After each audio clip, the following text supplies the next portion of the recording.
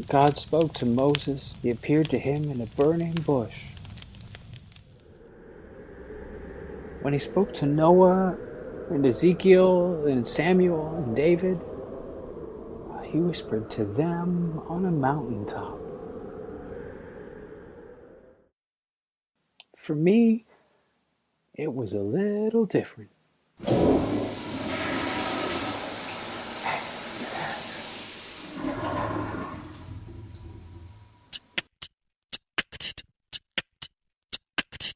Welcome to episode 23 of Stageworthy. I'm your host, Phil Rickaby, and you've just heard a teaser for my play The Commandment, which will premiere this July at the Hamilton Fringe Festival in Hamilton, Ontario. If you're in the area, I hope you'll come by and see my show or any of the other great shows that you can find at the Fringe. You can buy tickets online now at hamiltonfringe.ca, and you can find out more about my play at thecommandment.ca. On Stageworthy, I interview people who make theatre, actors, directors, playwrights, and more, and talk to them about why they chose the theatre, to their work process, and anything in between. You can find Stageworthy on Facebook and Twitter at StageworthyPod, and you can find the website at stageworthypodcast.com. If you like what you hear, I hope you'll subscribe on iTunes or Google Music or whatever podcast app you use, and consider leaving a comment or rating. My guest today is Amy Blackmore, the Executive and Artistic Director of Montreal's MainLine Theatre and the St-Ambroise Montreal Fringe Festival, as well as the Artistic Director of the Bouge DC.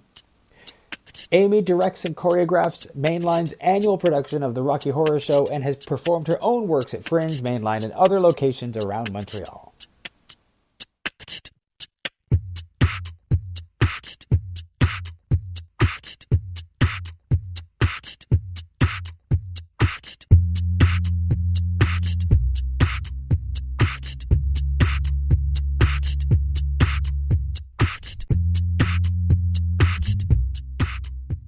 Thank you so much for coming on. I've actually wanted to talk to you for a little while. And not just because of the Fringe Festival connection and your connection to MainLine Theatre, but also because you come not, correct me if I'm wrong, but you come more from a dance background than a theatre background? I do, yeah. So let's talk about that for a little bit, because I would love to talk about the journey from dance to theater. Were you always a dancer? Well, it's sort of an interesting story about how I got involved in dance, and then also how that relates to the Montreal Fringe. When I was a child, my mother was actually a caretaker at a church. And at the church, there were dance classes. And so as an infant, I would go with her to work, and she would just sort of leave me in the little childcare basket under the sound system. And then I kind of grew up always sitting under the sound system and watching dancers whenever I went with her to work. And when I was around 3 or 4, the dance studio said, you should probably think about putting Amy in classes. And it was amazing. It was like a recreational dance school, those kinds of classes in ballet and Highland. And I started competing, and I've spent a good part of my life with that dance school. It's actually the Cameron School of Dance in Greenfield Park. And I became a dance teacher, a coach for the competitive team. And I actually had to retire from doing that a couple of years ago when I got my job running the Montreal Fringe, unfortunately. But then that kind of brought me to a path of being excited about performing and being in front of an audience even, and facilitating, because I also went to that church, and it was a Greenfield Park United Church. And, it was a very open kind of church, very all-inclusive. And we did a lot of performing there and a lot of theater and shows, spaghetti supper variety shows, that genre, you know what I mean? Yeah. And as I discovered the Fringe when I was a teenager, but if you skip ahead, I actually ended up doing my BFA in dance at Concordia University in contemporary dance to specialize in choreography, actually. So it's kind of an interesting thing how it all fits together. I mean, at the Montreal Fringe, we're really known as being a multidisciplinary kind of festival. Yes. Whereas, I mean, every fringe, the great thing about it is every fringe has its own local flavor. Yeah, it's true. Yeah, it's like we all have those 4 guiding principles, but how we work with them and the things that really make us definitely change from city to city. And in Montreal, choreographers are really a dime a dozen over here, and there's a lot of different little scenes that come out. And because our community is kind of small, even though it is Montreal, the artistic community is pretty tight over here, and live in kind of in the neighborhood that the Plateau Mont-Royal, where the fringe takes place. So I think that's why we see so many different styles. Mm-hmm. Did you always intend, just to keep on the dance topic just for a second, did you intend that was going to be your career path, that you would be a dancer? That's a good question. I mean, I actually read in a notebook recently, like a little scrapbook that my mother had kept from many years ago. And it said that when I was 4, I wanted to be a ballerina. When I was 5, I wanted to be a ballerina. But when I was 6, I wanted to be a police officer. So I think maybe there were years where yes and years where no. I always wanted to be involved in dance. I would say dance is my first passion. And fringe to become the second passion, but I'm still in love with dance. In my role as executive and artistic director of MainLine Theatre, we've really brought a lot of dance into what we do. Mm-hmm. Because there's so much crossover, and because I'm passionate about it, like we do the Bouge DC Dance Festival, and one of our major productions of the year is Richard O'Brien's The Rocky Horror Show, which is a musical that I direct, but I also get to choreograph a good chunk of it, which is really great. So you were saying that you discovered the fringe, I think you said at 17. Was it in your teenage years? Yeah. Mm-hmm. So how did you discover fringe? It's a little twofold. I had a best friend at the time, Nancy. Her parents were actually both volunteer venue managers for the festival, and they wanted to keep us out of trouble. So they said, you guys should come and discover the fringe. I'm looking back, I'm like, you can get into a lot of trouble at a fringe, but anyways. Especially the Montreal Fringe, but we'll leave that aside for now. But the real discovery moment, or the real, I guess, aha moment for me was when I was walking with my friend up Saint Laurent Boulevard. And it was around sunset. It was a really hot day. The street sale was going on. And I could see, or I could hear from the distance, there was this like rock music playing. And it sounded really cool. And we're like getting closer. We want to figure it out, see what it is. And it's the Fringe Park that's on the corner of Rachel and Saint Laurent. And we're like, oh, let's go check it out. So we walk over, we get closer. The music's louder and louder. We walk in the tent, and it is jam-packed full of people. Mm-hmm. Everyone having a good time, people dancing, people talking. There's artists. People are like dressed up in costume. There's people like flyering. It kind of felt like carnival-y to a certain extent, and a real kind of sensory overload at the same time. And so we go in, and I think after being there for a couple minutes, we both had tons and tons of people just come up to talk to us. Mm. How are you? Oh, is this your first fringe? Welcome to the fringe. Well, come see my show. Oh no, come see my show. What do you think about a show? Do you like theater? Let's talk about dance. And it just became, we were just like included immediately. Mm-hmm. And I think that as a 17-year-old girl, or teenager at the time, that really meant a lot to me to have people ask like what they thought I had to say about something. And then before we knew it, we were both at the info booth that night talking to, because it was like, I think the volunteer coordinator was walking through the tent, and he was like, okay, wait, you're a fringe volunteer, right? And I was like, I think so. Come to the info booth. We need some help. And I just, obliged and stuck with it. You were saying about just now about people like welcoming you at Fringe. I do have to say that having gone to a bunch of fringes, that is one of the notable things. I mean, there's a lot of notable things about the Montreal Fringe, but it is one of the notable things about Montreal as a fringe festival that it is generally really welcoming, that you can sort of walk in and people are welcoming and wanting to talk to you and things like that in a way that I think that I haven't found at other fringes that I've been at. I mean, thanks for saying that. That makes me happy. But I think, there might be a couple reasons why. Montreal is, people ask us, where do we stand on the scale of the Canadian fringes, right? And I say, well, it depends how you measure it. But if we just talk about size, we're sort of the smallest of the biggest. Mm-hmm.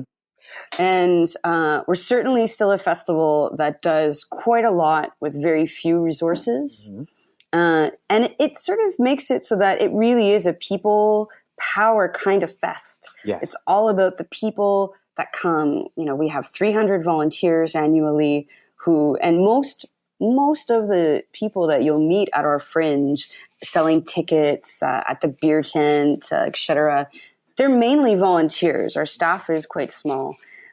So I think that's part of it. And, we really stress with our staff and with our volunteers that it's a value-based festival. Mm-hmm. It is a value proposition we're offering. That's all about diversity, accessibility, and artistic freedom. And that's, I think, where most of our artists, media, staff, patrons, volunteers really come from when they come to the fest. They start in that place of knowing that, yes, we're here for art. The art is really important, but we're also here because we believe in the values. Mm-hmm. So it kind of allows for this more of a little bit more of a laid back experience, a little less corporate, mm-hmm. A little less, well, it's hard to talk about what we're not, but I don't want to say, but it does allow for that kind of different experience, I think. Mm-hmm. And most of our staff are also used to be artists or volunteers themselves. Yeah. So there really is that kind of vibe going on. Like people who work here, people who come, our fringers are pretty dedicated and hardcore about it all. Definitely. And you, before you were the artistic director of both, you're artistic director of three things. You're artistic director of the Fringe Festival, the MainLine Theatre, and the Bouge DC Dance Festival. So I think you were artistic director of Fringe first, I think. Mm-hmm.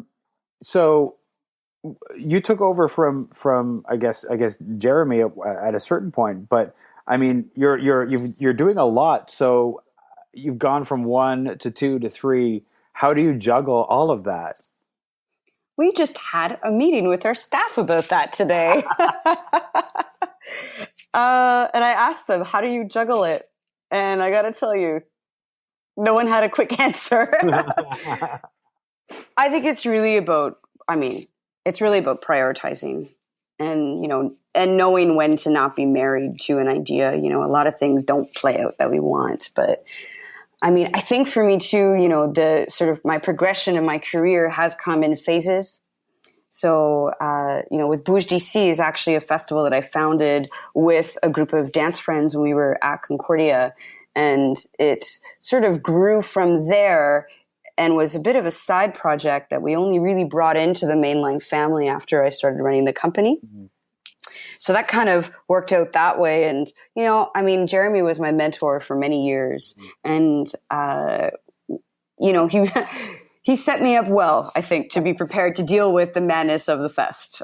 He's a man with lots of really great advice. And I think that really set me up well. And, we've got a great team.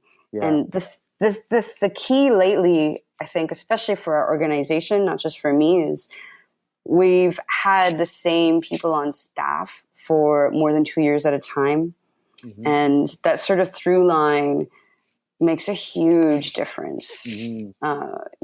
I do spend most of my time doing HR kind of work, trying to make sure that everybody else is set up so that they can do their work and so that they can move forward, because when they're strong, that helps me be really strong in what I'm doing. Mm-hmm. Of course. So when you started as a volunteer, mm-hmm. What was your journey to becoming the artistic director of the Montreal Fringe? Well, I think the first part of that path was falling in love with the Fringe. Mm-hmm. And again, for me at the time, I fell in love with the idea that I was allowed to be involved and included. Right away, that sold me. And then it became the party and the shows and just the vibe, right?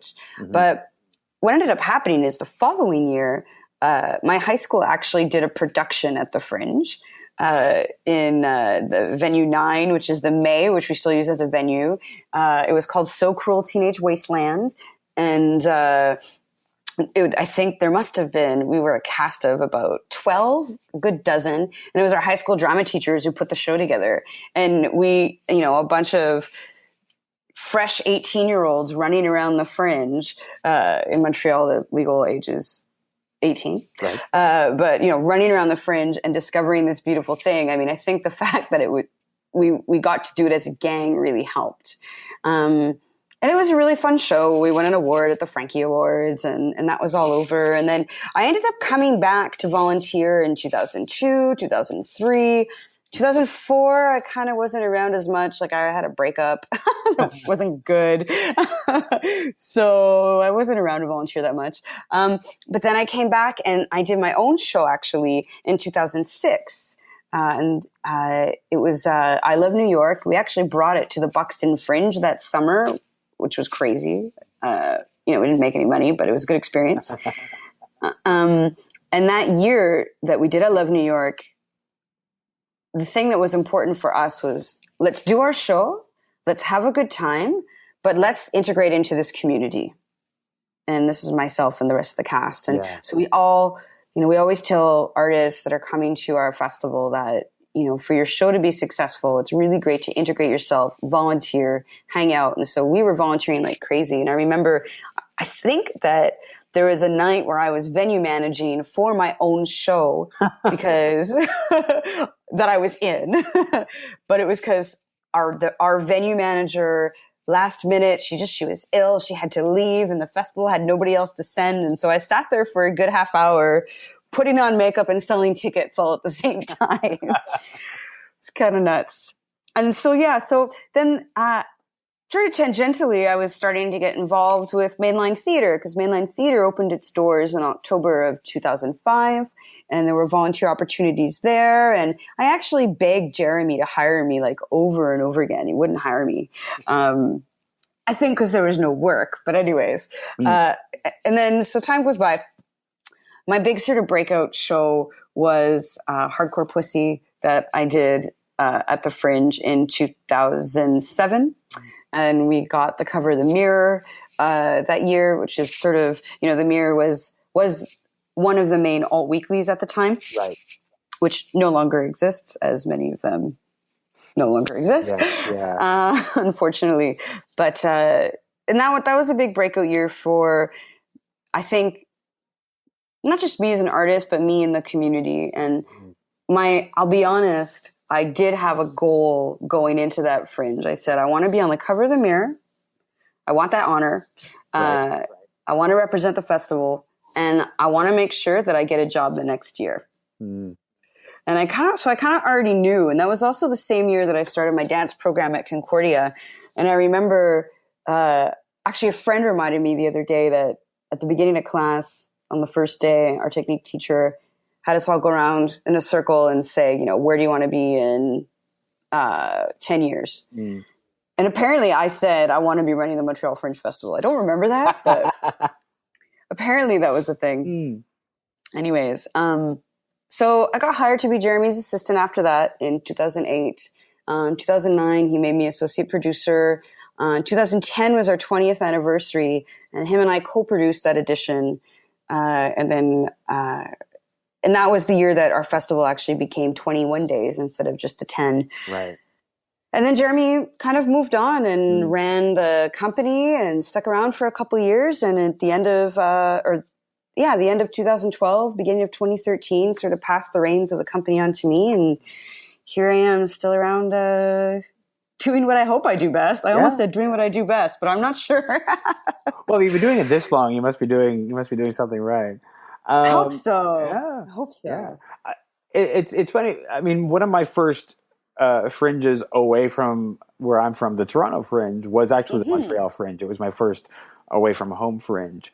And it sort of set the tone for a lot of the fringes that my company went to, because it was the one, since it was our first away, we took to heart the idea of the importance of integrating into the fringe community in the city that you're in. And it was an important lesson to take. And I think that we found a little bit more success in some of the cities we went to because we were willing to roll up our sleeves and get some stuff done. And that's a lesson that we took from Montreal. So I think it's an important one. Yeah. So in terms of when you're putting a fringe together, obviously there are things that you know, to be a part of the fringe circuit, there are certain, you know, principles that apply. What goes into, aside from like making sure that those principles are maintained, what goes into being the artistic director of a fringe festival?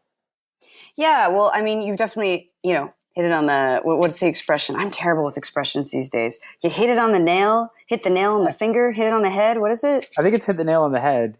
You hit the nail on the head on that one. I mean, the principles, yes, most important. When people ask me, you know, but you have the word artistic in your title, you're executive and artistic director. My response to that is that the art of non-curation is still an art, and it's the main part of my job is to be a spokesperson of the festival, to maintain the integrity of these principles, as they're not always understood, and it's not the kind of thing that everyone automatically just understands. You know, on paper, it sounds like a really crazy idea, a fringe festival, and the way that we do the programming. And for those who haven't experienced it before, let's say a granting agency or a new sponsor or a new community that we're trying to develop within, there's definitely a lot of work there with that. I know one of my first big challenges I took on was trying to figure out how the Francophone audience and media, how they sort of saw us as a festival. Also, the artists, how they used the fringe. And so we did a big study about it with the McGill non-for-profit consultation community, and discovered some really cool things about it that don't apply to the Anglophones in Montreal, you know, such as a lot of our Francophone artists use it as an opportunity for workshopping. For the most part, or a springboard because it's their first production out of school, or their first couple of productions out of school. And those tend to be the two main. There's obviously many other reasons, but those tend to be those. And then for audiences, you know, Francophones don't understand what the word fringe means because it doesn't really translate very well. Like I get invoices that say the Fringe Festival, the Fringe Festival, like the French Festival. Right. You know, and it's kind of funny. But so, yeah, I mean, that's sort of, you know, the main part of my work is really to be an advocate for what we do, you know, and I mean, there's lots of details within that. You know, I am the main person that writes all of our grants. We do have sponsorships at the Montreal Fringe. We try to not do too many because, you know, our audience isn't really into that. And, you know, so I try and seek out sponsorships and partnerships that fit sort of with our mandate and ethos, you know, that ethically makes sense for us to be pursuing. So I think there's a lot of examination of that happens too. But then when you get down to the nitty gritty of it, it's like booking all the venues, creating the schedule. That is a mess. It takes months. I'll bet. It's crazy. It's, you know, we have 800 performances and I sit there with all of the company files and try to make some really hard decisions. Who's going to get that like 8 p.m. prime spot to open their show on the Friday night? And who's going to get the midnight spot? And how do we make the schedules kind of balanced and all that kind of thing? So there's certainly a lot of work with that. And then there's marketing and the development. Well, Montreal, talking about the Francophone community. Montreal is pretty unique in the fact, as far as the fringe festivals go, in that it's a bilingual fringe festival, in that there's the English programming and the French programming. You have the fact that I think, and correct me if I'm wrong, but I think that the Montreal Fringe is a little Anglophone heavy because of the fact that the Francophone community doesn't know what to make of Fringe. Is that right? I would say that we're hoping that's evolving, but yes, you're right, for sure. So we actually made a strategic move a couple years ago. It used to be because most Fringe festivals have quotas to fill. So it used to be that the local quota was split to be 30 French companies, 30% English companies, and then 20% international and 20% Canadian. And we made a change for a couple of reasons. We wanted to be able to, I'll say the change first, actually. We went to 35% local French, 35% local English, 15 international, and 15 Canadian. We wanted to up the French side to receive more Francophone companies into the festival. But then we also wanted to have slightly less, but not by a significant amount, international and Canadian companies, because we were finding that they were having a hard time integrating or getting Francophones out to their shows. And we wanted to be able to give them more attention so that their capacities would go up and so that they could end up making more money in the end. But it's really, the Montreal Fringe was actually, when it started, mainly just an English fest. The Fringe movement is Scottish. Most Fringe festivals take place in the English language. Yes, they do. And, so it was founded by two students of McGill University, and the first 5 editions were at the McGill campus. And that's where the beer tent was and all the venues were. I unfortunately didn't get to go. It was like 1991 to 1996, but I was in elementary school. But I think moving to the plateau is what's kind of opened it up a bit more, and then, really working at understanding their needs more. Yeah. And what we find now is Francophones go see English shows and vice versa. Anglophones go see French shows. And the joke that, we have in the office these days is we almost need a bilingual quota right now in Montreal because so many shows are bilingual. Or we have a company this year, for example, Théâtre de la Pire Espèce. They have this show that they've performed mainly in French, and they're quite an established company in this province. And they're about to bring their show to Edinburgh to do it in English for the first time. So they're going to test it out to our English audience here first, which is that's so amazing, That's really exciting. Yes. Yeah. The challenge with getting the French audiences out is that, you sort of made like a conscious effort to try to get those audiences out. How, and that's working well, do you think, or is this just too recent to really be able to say? It's hard to say. I can tell you that there's definitely signs that the work is starting to pay off. Just looking at our volunteer pool and walking around the festival last year. So we have walkie-talkies that all of our venue managers wear, and they report to each other about tickets going on sale, etc. And traditionally, this was like an all English, all the time kind of channel. And last year, there was so much French being spoken. It was amazing. It became this Fringlish hybrid of a channel. And, definitely looking at our volunteer pool, we have a lot more Francophones participating on that end. And, we're really excited to do our audience survey this year to see if it's worked, if it's changed. And, I think that the signs, again, are there. Our French houses have increased significantly in recent years. And we had Mado Lamotte, who is for anybody who comes to Montreal, Cabaret Mado is the best drag queen bar to go to. And Mado is Montreal's most famous drag queen. She is a French drag queen, but she likes to yell at all the Anglophones in English. So she was our spokesperson last year. And that's, I think, really helped us reach a new audience. And even this year, again, we have a French company, Théâtre Cata, who swept most of the awards in recent years as a company. awards that traditionally wouldn't go to francophone companies. So there's definitely a shakeup and something happening. Well, that's exciting. Yeah, I think so. I hope so. We'll see. Just to talk a little bit about Mainline. Sure. I think I spoke a while ago. I used to have another podcast that I did years ago, or maybe 2 years ago. And I had the opportunity to talk to Al LaFrance at the time, and I think that he was general manager at Mainline at the time, and he was saying that what drew him to Mainline as somebody who wasn't really a theater person, was the fringe vibe that he got. That it was like Mainline was continuing the Fringe Festival even after the Fringe Festival had ended. Was that the intention of Mainline from the beginning, or did that sort of just happen organically or accidentally?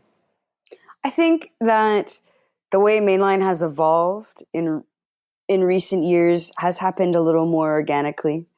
When it opened, it was opened up to address the need of English indie companies. There were no spaces at the time for, no structured spaces, let's say, for English independent productions to really take place in Montreal. Because, you've got the big houses, right? You have the Siegel Center, and then you have Centaur Theatre. And then there wasn't really anything else in between.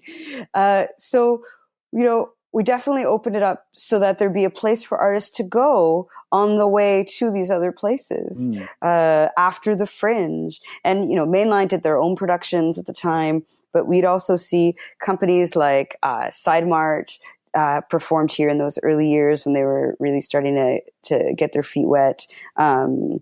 Table d'Hôte Theatre, who is now a more established company in Montreal now. And it's interesting because the Fringe vibe kind of just came with that. You put a bunch of Fringe artists in a wacky, weird kind of like punk rock style kind of space, and that vibe sort of continues. Now we're seeing a lot more dance here.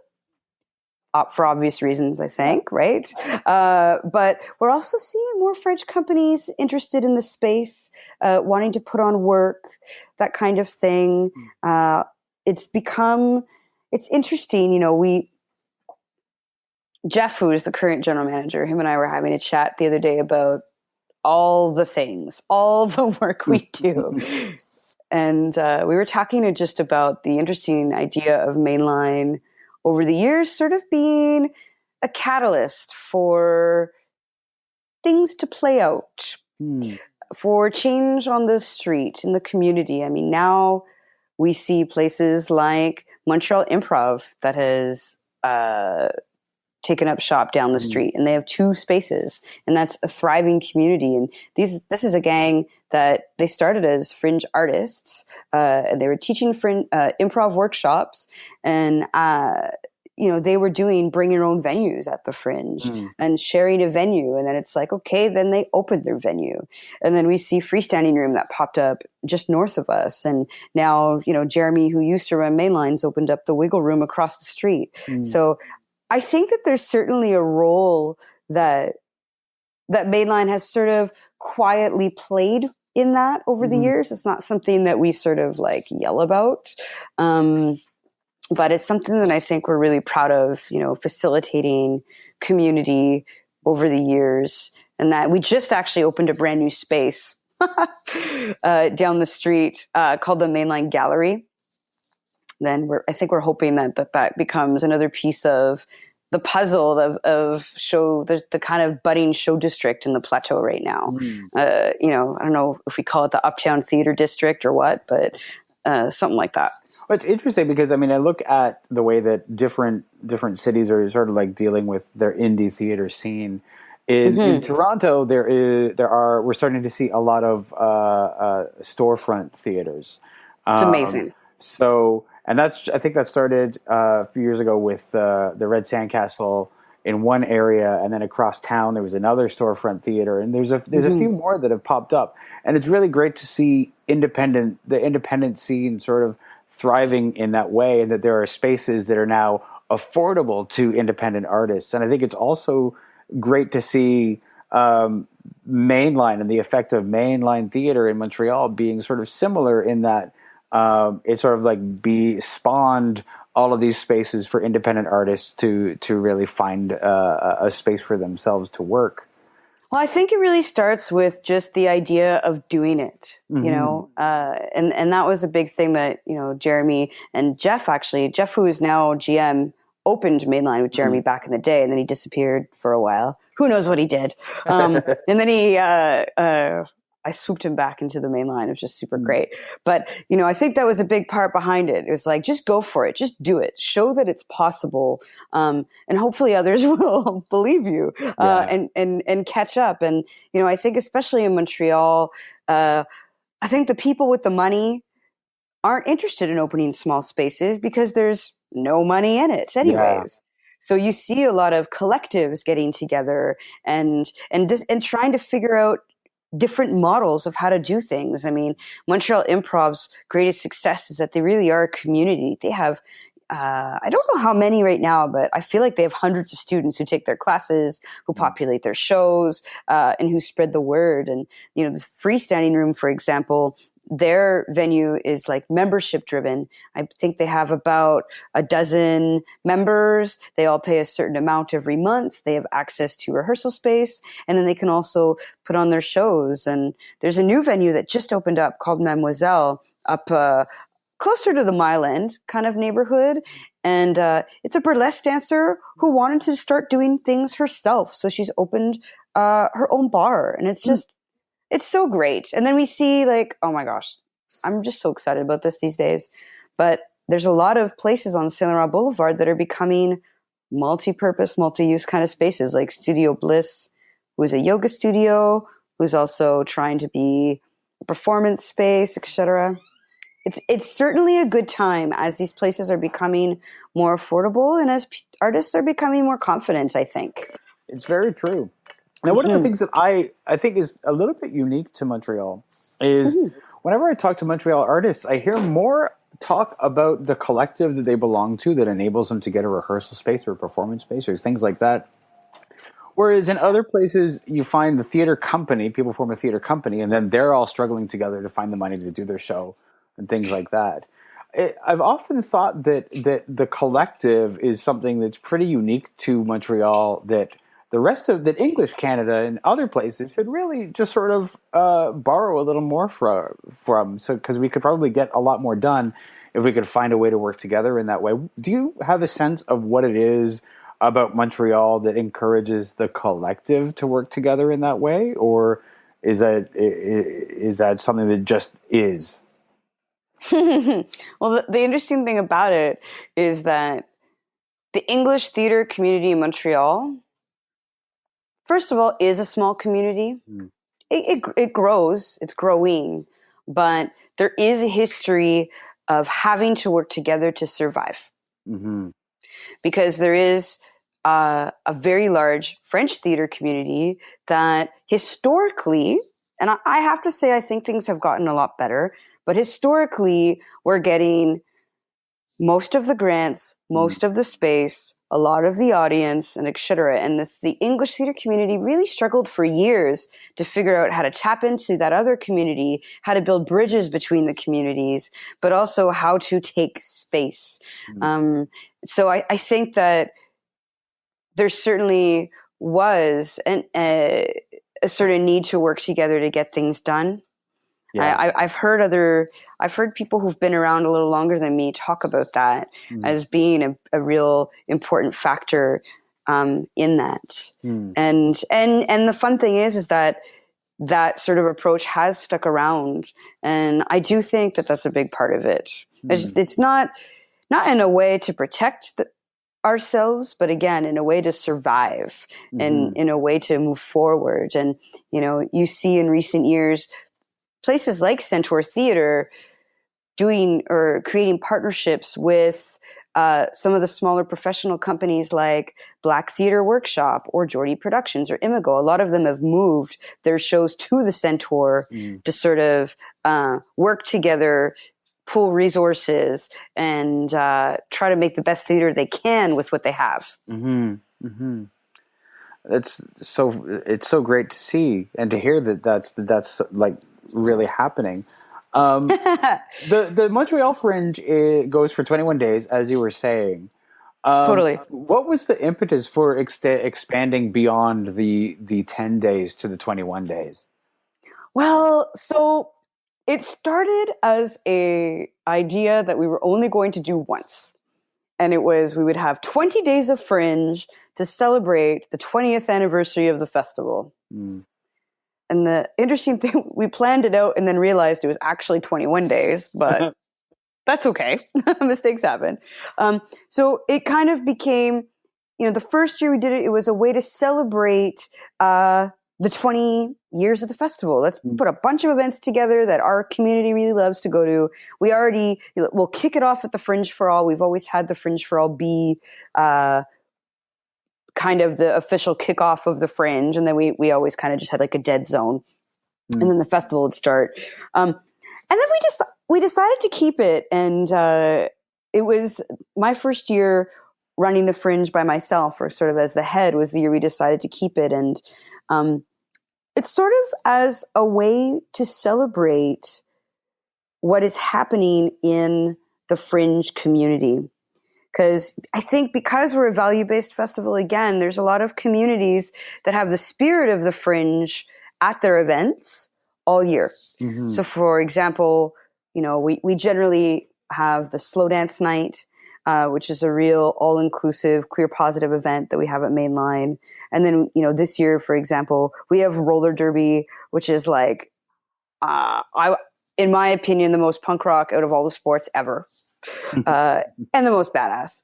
We're working with them and a lot of other partners that are doing things that are fringy, that don't necessarily fit within our mandate for our lottery shows, but that certainly contribute to the flavor, again, of our fest. And a lot of it is also competitions. Like we have an air guitar competition, lipstick, which is like a lip sync competition. And it's a way to really motivate people, get them excited. And we try to really get our artists involved in these events, because at the end of the day, to a certain extent, it is kind of a bit of an experiment in marketing for the festival at the same time. Now, that said, all those events do stop once the lottery shows open, because those really are the focus of the fest, and we don't want to take away, from them. But yeah. Yeah. Is there anything that you're looking forward to this year at the Montreal Fringe? Oh my gosh, anything and everything.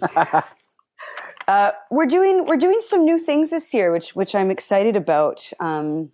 And also really nervous about, if I can say at the same time. Of course, yeah. There is a trend in Canada right now where some fringes have gone to 100% of tickets being available right away. Mm-hmm. So, and this is a new thing. Yeah. I think that maybe you can count the fringes who do it on one hand, because it used to be that a lot of festivals would save, like 25% of tickets to sell at the door? Yeah, I think so. That was definitely the case for us. And so we've decided to jump on the bandwagon, the very scary teetery bandwagon, to go to having 100% of tickets on sale. And we're already feeling the effects of it. People are already buying their tickets for the festival earlier than ever. And we have shows that, I think are going to sell out before the festival even opens this year. And that's, to me, really exciting, because I think sellouts breed sellouts. Absolutely. Yeah. Yeah. I'm sad because it does mean that for certain people, they'll have moments where they can't get a ticket for a show, and that really breaks my heart.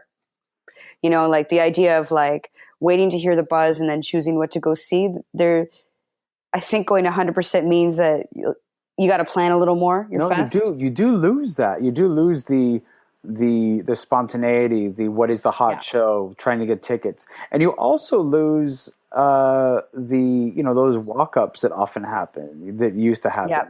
But it does mean that an artist can have the security of knowing that their show is doing well. They can sort of gauge, even before they come, how they're selling and what kind of work they'll have to do when they get there.